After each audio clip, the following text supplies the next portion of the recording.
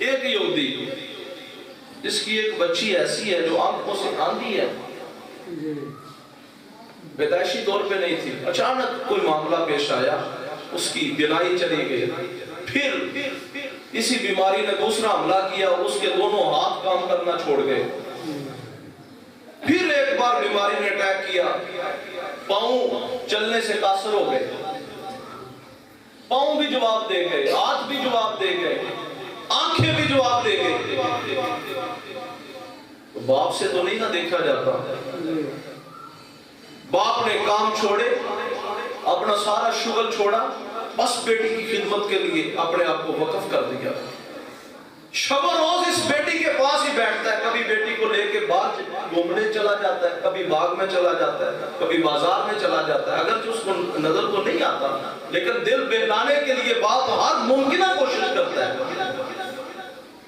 اتفاقاً ایک دن ایسا آیا، اس یہودی کو کہیں دور جانا پڑ گیا،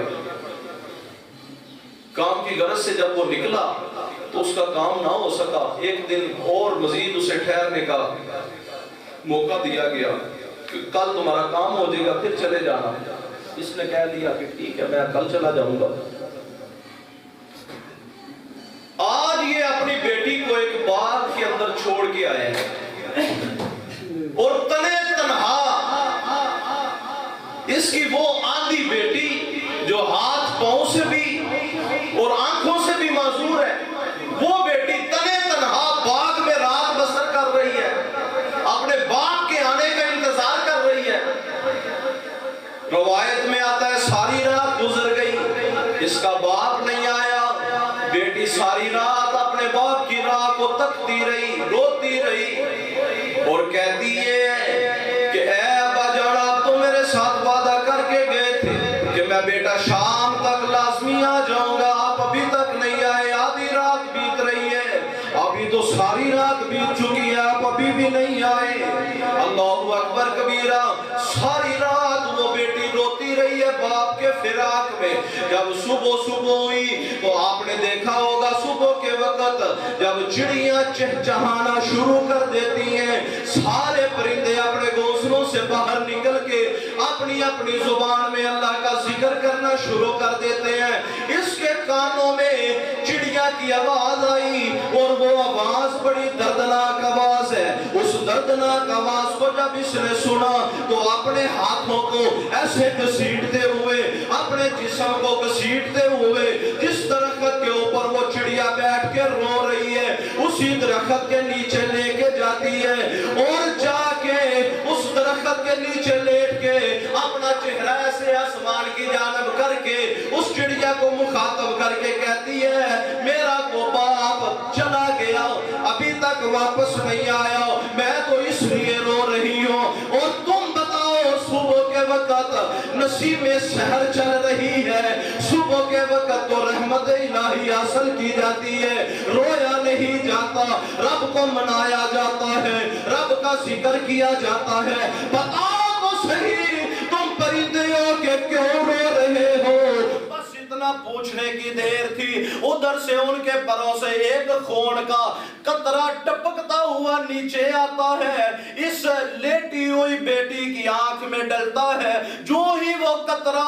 اس بچی کی آنکھ میں لگتا ہے اللہ تعالیٰ اس آنکھ میں بینائی عطا فرما دیتا ہے۔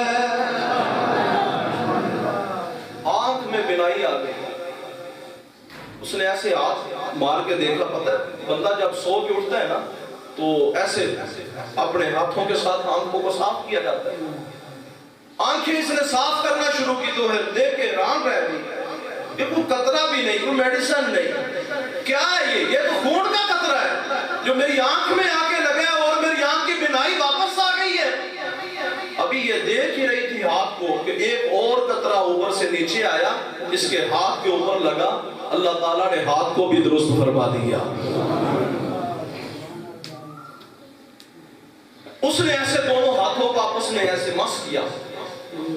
خون کے قطرے کو اپنے ہاتھوں کے ساتھ لگا کے کہنے لگی کہ جو خون کا قطرہ میری آنکھ میں گرے تو آنکھ کی بینائی آ جائے، ہاتھوں پہ گرے تو ہاتھ ٹھیک ہو جائے، اگر اسی خون کے قطرے کو میں اپنے پاؤں ہاتھ لگایا، اللہ تعالیٰ نے اس کے پاؤں بھی ٹھیک فرما دیے۔ اب اس کی آنکھیں بھی واپس آ گئے، اس کے ہاتھ بھی ٹھیک ہو گئے، اس کے پاؤں بھی ٹھیک ہو گئے، کھڑی ہو گئی۔ کھڑی ہو کے نا اس چڑیا سے پوچھتی ہے، کہتی ہے ذرا یہ تو بتا، پانی ہوتا تو مان لیتی کہ صبح صبح تجھے پیاس لگی ہوگی، کسی روز پہ بیٹھ کے تو نے پانی پیا ہوگا اور تیرے پروں کے اوپر اس کے قطرے موجود ہوں گے، یہ بتا صبح صبح خون تو کوئی پی کے آتا نہیں، صبح صبح خون تو کوئی پی کے آتا نہیں، تو کیسا پرندہ ہے جو صبح صبح خون لے کے پھر رہا ہے؟ اللہ اکبر۔ اتنی بات کرنے کی دیر تھی کہ باغ کے اندر اس کا باپ بھی آ جاتا ہے۔ باپ نے اپنی بیٹی کو دیکھا چلتے پھرتے تو کہنے لگا، بیٹی کون سا طبیب آیا تھا جس نے ایک رات میں تجھے شفا دے دی؟ اس نے کہا کہ باپ، اے میرے بابا، طبیب تو ایسا کوئی نہیں آیا ابا جان، البتہ یہ ایک چڑیا آئی ہے جس کے پروں سے خون کے قطرے ٹپکتے ہیں، میری آنکھ میں آتے ہیں تو آنکھ ٹھیک ہو جاتی ہے، ہاتھ پہ لگتا ہے تو ہاتھ ٹھیک ہو جاتے ہیں، پاؤں پہ لگتا ہے تو پاؤں ٹھیک ہو جاتے ہیں۔ باپ نے ایسے سر اٹھایا اس چڑیا کو دیکھنے کے لیے، اسے مخاطب ہو کے کہتا ہے، بتا تو صحیح یہ خون کس کا ہے جو تو لے کے پھر رہی ہے؟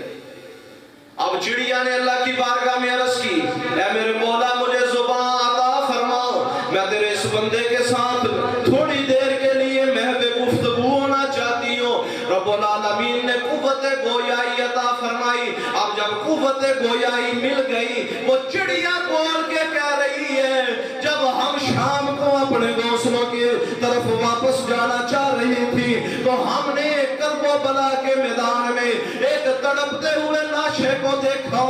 تو ہماری چیخیں نکل گئی۔ وہ چھوٹا سا لاشا جو تڑپ رہا تھا، اس کے ساتھ ایک بڑا لاشا تھا، وہ بھی ہم نے دیکھا، اس کے ساتھ پھر ایک اور بڑا لاشا تھا، اس کو بھی ہم نے دیکھا، پھر ایک لاشا ایسا دیکھا جس لاشے کے اوپر 360 زخم تھے، 360 زخم جسے لگے ہوئے تھے۔ اس لاشے کے قریب جب ہم پہنچے تو ہمارے کانوں میں ایک آواز گونجی۔ وہ آواز کیا تھی؟ اے پرندوں، آج جس لاشے کے پاس آ کے بیٹھے ہو، یہ لاشا کسی عام شخص کا لاشا نہیں، یہ امام علی مقام امام حسین کا لاشا ہے، یہ علی کے شہزادے کا لاشا ہے، یہ نبی کے نواسے کا لاشا ہے، یہ فاطمہ الزہرا کے شہزادے کا لاشا ہے۔ ارے یہ جس لاشے پہ تم بیٹھے ہو، یہ اس ہستی کا لاشا ہے جس کو اللہ نے جنتی نوجوانوں کا سردار بنایا ہے۔ اس چڑیا نے جب یہ آواز سنی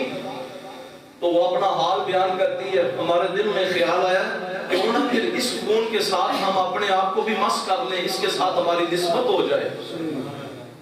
تو ہم نے اپنے آپ کو اس خون سے مس کیا اور اللہ کی بارگاہ میں یہی عرض کی، مولا جب تک ہمارے سانس باقی رہے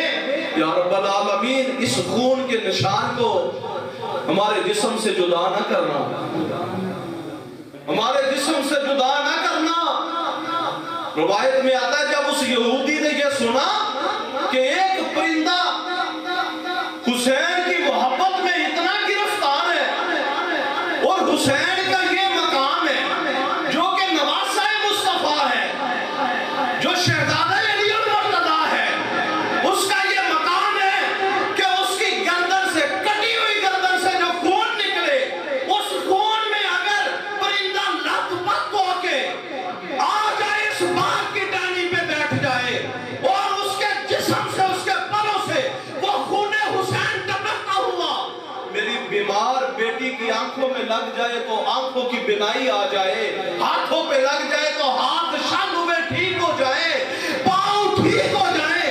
تو مجھے ابھی بھی سمجھ نہیں آ رہی جس نبی کے نواسے کا یہ مقام ہے اس نبی کا اپنا شان کیا ہو، اس نبی کا کا پھر اپنا شان کیا ہوگا؟ اسی لیے ہم کہتے ہیں